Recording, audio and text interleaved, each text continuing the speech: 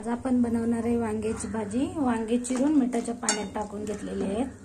अद्रक, लसूण, टमाटर, कोथिंबीरची मिक्सरच्या भांड्यात बारीक वाटण करून घेतलेले, शेंगदाणे वाटून घेतलेत आणि हे घरचा मसाला, कांदा लसूण मसाला, हळद, तिखट, मीठ।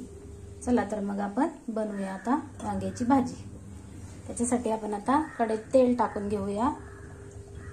चांगलं 2-3 चमचे तेल घातलं की मसाला टाकून घेऊया। आता आपलं तेल तापलेलं आहे कढईमध्ये, त्यात आपण फोडणी तयार करूया। त्यासाठी थोडीशी एवढे जिरे लागतील।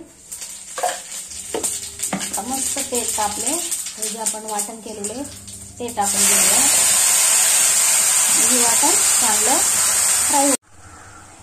फ्राय जे शेंगदाण्याचे कूट आहे हे पण तेलात टाकून घेऊया आणि असं छान फोडणी तयार करून घेऊया। छान फ्राय होऊ देऊया। ही फोडणी तयार व्हायला 5 मिनिटं लागतील। हे पहा, आपण तयार फोडणीमध्ये चिरलेली वांगी टाकलेली आहेत आणि मसाले आणि पाणी। आता 5 मिनिटं झालं तर छान आपली भाजी शिजलेली आहे। माझी वांग्याची भाजी आवडली तर व्हिडिओला लाईक करा, शेअर करा, सबस्क्राईब करा। थँक्यू।